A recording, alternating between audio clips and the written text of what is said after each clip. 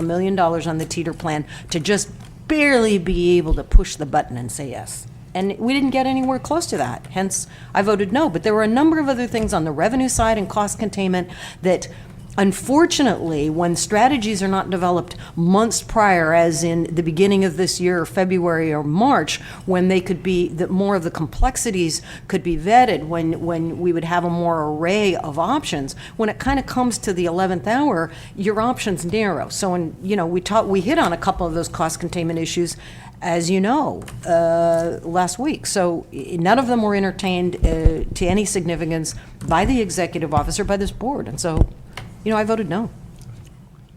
Well, Supervisor Pinches. I could throw out several ways to trim anywhere from $1 million to $2 million off the budget real easy. None of them I support. A couple examples. Well, one I do support, we could reduce the solid waste budget probably about $500,000 with privatization, and that would be no problem. We could probably do away with building and planning services over on the coast and save that general fund contribution. There's a lot of things that I guess we could do.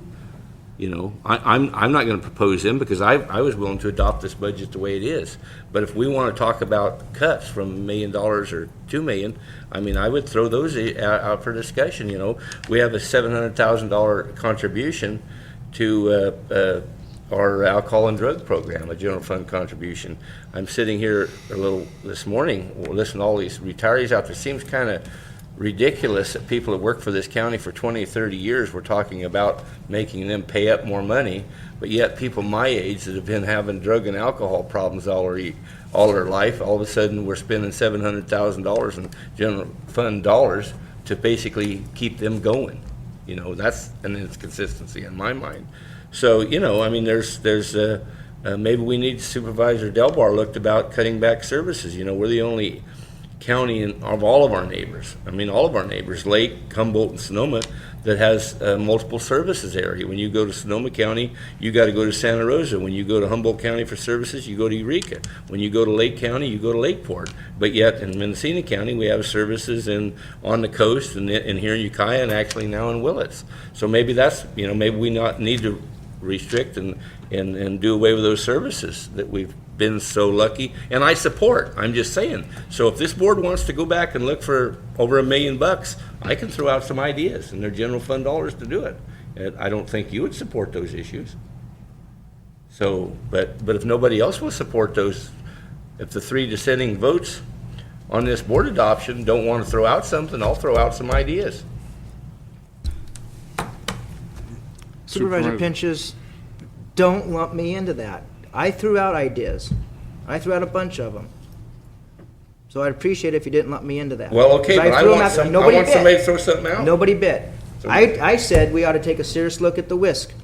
That's your district, and I know that's a tough one for you, but I can never get 3 votes to do so, because I think that that's a triplication of services that could go away.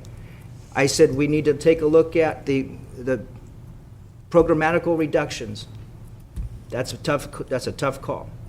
But that's information that wasn't presented to us in the budget process that I would like to have seen. I stated that already. There are things out there I'm willing to look at and decisions I'm willing to make, as tough as they are. But as Supervisor Smith made many of those same comments you made today, I made earlier as well, and we both agreed on. But I have made my proposals. Nobody's biting on them.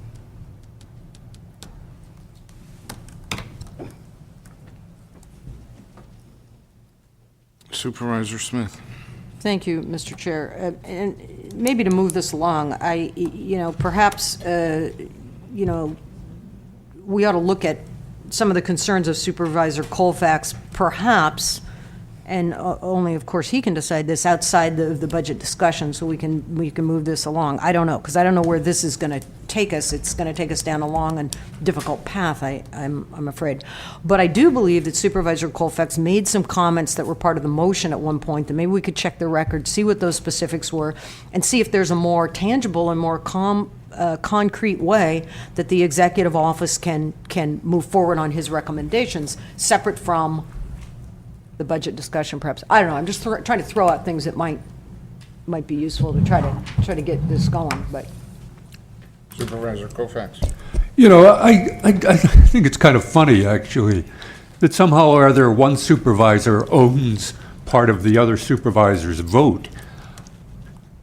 I'm entitled to vote as I see fit at this time, and to be accused of being irresponsible because I have voted with a supervisor who presumably was not irresponsible when he voted against this budget. He did it at an earlier time.